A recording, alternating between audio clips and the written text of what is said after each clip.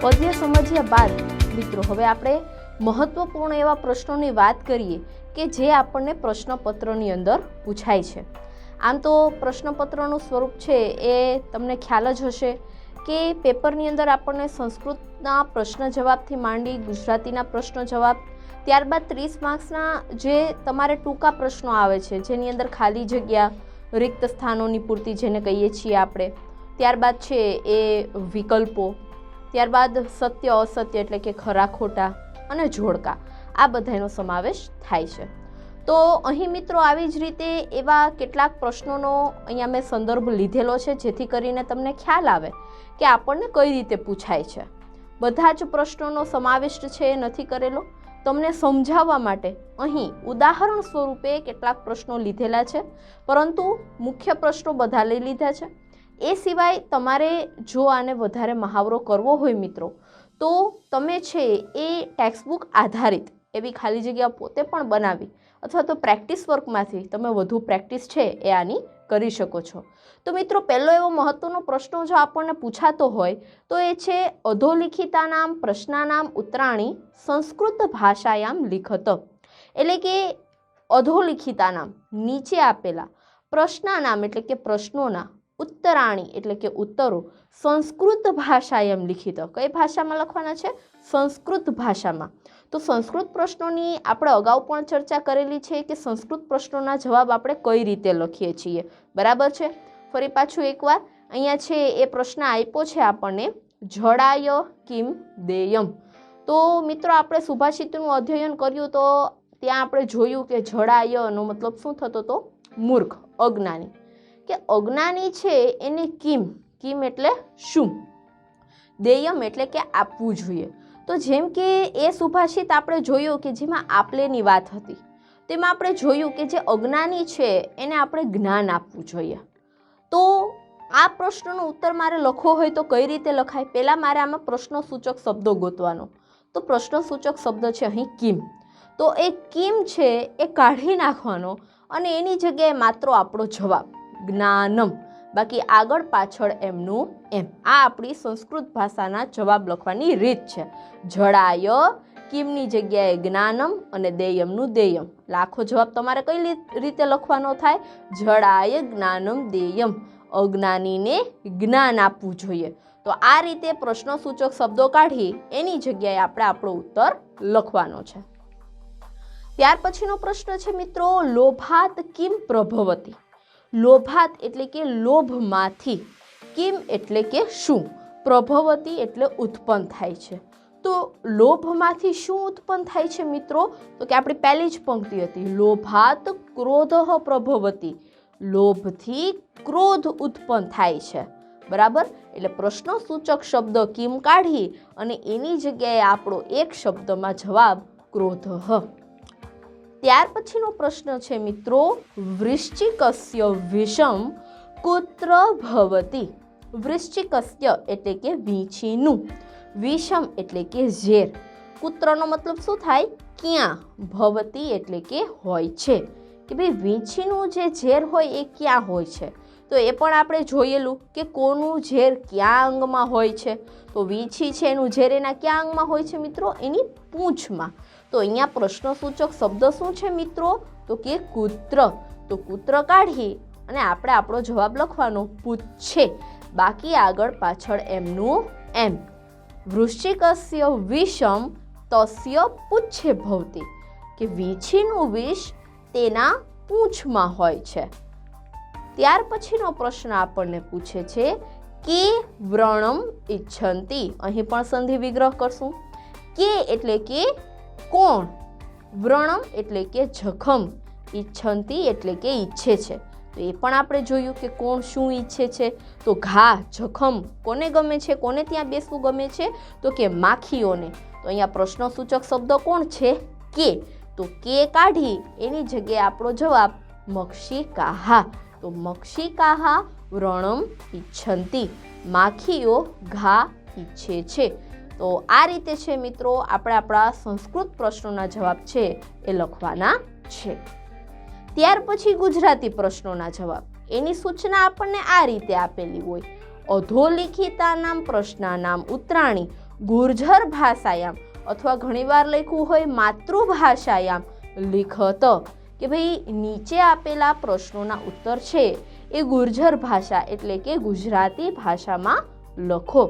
તો એ પણ આપણે ચર્ચા કરેલ ગુજરાતી ભાષાના જવાબ છે એ આપણને 1 માર્ક્સમાં નહીં પણ 2 માર્ક્સમાં હોય છે, એટલે એનો ઉત્તર પણ થોડોક એ રીતે આવશે. જેમ કે અહીંયા આપણને પહેલો પ્રશ્ન પૂછેલો છે કે પાઠકના કેટલા ગુણ છે, તો એ આપણો મિત્રો પહેલો શ્લોક કે જે વાંચનાર હોય છે એની અંદર કેટલા ગુણ હોય છે. તો આપણે એ પહેલાં જ સુભાષિતની અંદર જોયેલું કે પાઠકની અંદર એટલે કે વાંચનારની અંદર 6 ગુણોનો સમાવેશ હોવો જોઈએ.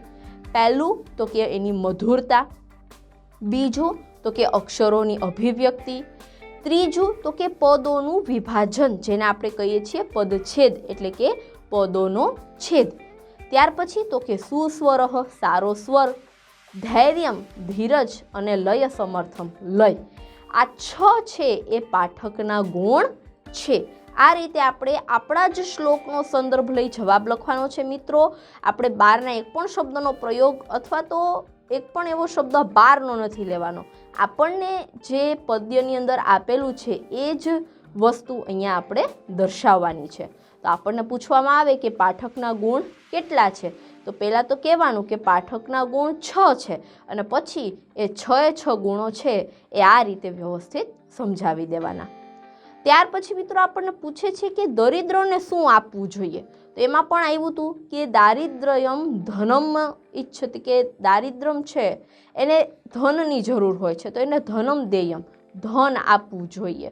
તો લખવાનું કે દરિદ્રને ધનનું દાન આપવું જોઈએ. હવે આમાં આનાથી વિશેષ કંઈ ન થતું તો વધારાનું લખવાનું આવતું નથી, ભલે 2 માર્ક્સ હોય બરાબર.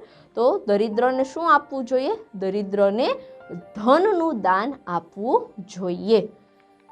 ત્યાર પછીનો પ્રશ્ન આપણને પૂછે છે મિત્રો કે કવિ બાંધવ કોને માને છે. અહીં બાંધવનો મિત્ર શું થાય, તો કે બાંધવનો મતલબ થાય મિત્રો અથવા તો આપણા સગા, આપણા ભાઈ, એને એ કોને આપણે કહેશું.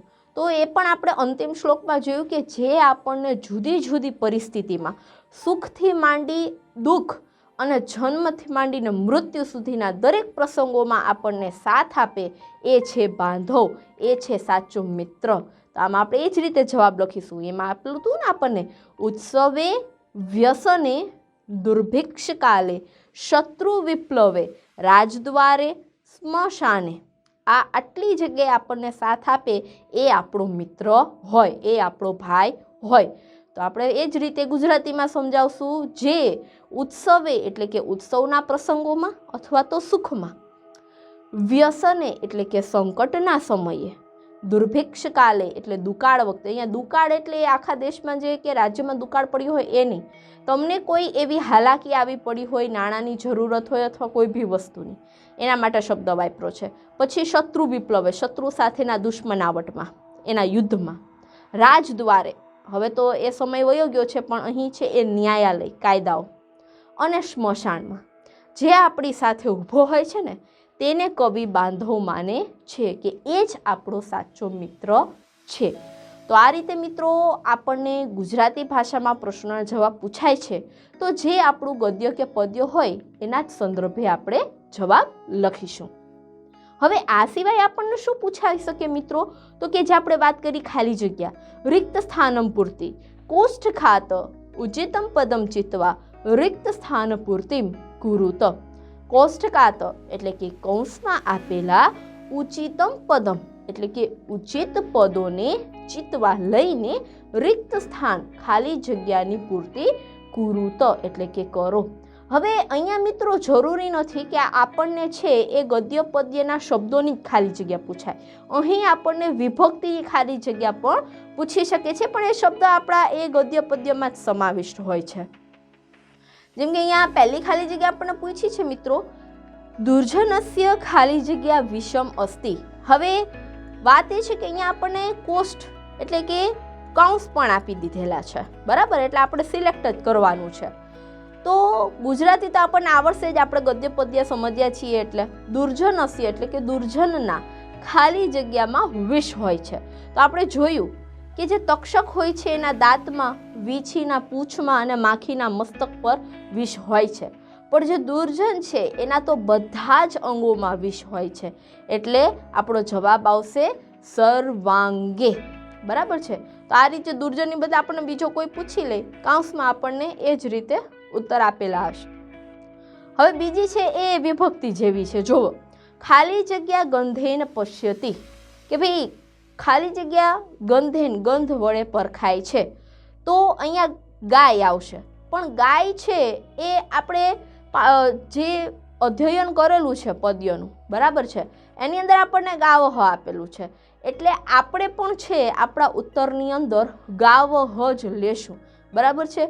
ગૌ કે ગા વહુ નહીં લઈએ, બરાબર છે। આ વિભક્તિની ખાલી જગ્યા છે, એના માટે જે આપણે વિભક્તિ કોષ્ટકનો પરિચય લીધેલો છે જોશો તો એ તમને એક વચનમાં છે એ જોવા મળશે કે ગાય છે એ ગંધથી પરખાય છે, ગંધે ન, બરોબર, એ ન એક વચન એટલે ગાવહ એક વચન। પછી મિત્રો આપણને પૂછાય છે તો એ છે સત્ય અસત્ય, ખરા ખોટા વાક્યો જેને આપણે કહીએ છીએ। અધોદતાની વાક્યાની સત્યમ અસત્યમ વા અસ્તિ તત લિખત, કે ભાઈ નીચે આપેલા વાક્યો છે એ સત્ય છે કે અસત્ય એ લખો।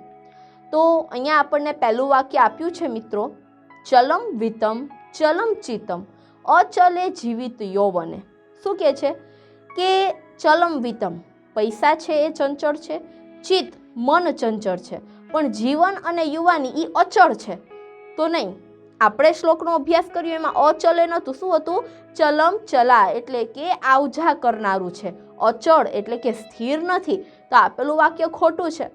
હવે મિત્રો અહીંયા તમને એક વાતની યાદી અપાવી દઉં કે જ્યારે આપણને સત્ય અસત્ય વાક્યો પૂછાય છે ત્યારે જો આપણને પ્રશ્ન સંસ્કૃતમાં પૂછ્યો હોય તો આપણે જવાબ સંસ્કૃતમાં લખશું કે ભાઈ સત્ય અસત્ય, પણ જો વાક્ય આપણને ખરા ખોટામાં ગુજરાતી સ્વરૂપે પૂછાયેલું હોય તો આપણે સત્ય અસત્ય નહીં લખીએ તો ખરું ખોટું લખશું, બરાબર। તો આ વાક્ય ખોટું છે એટલે અસત્યમ।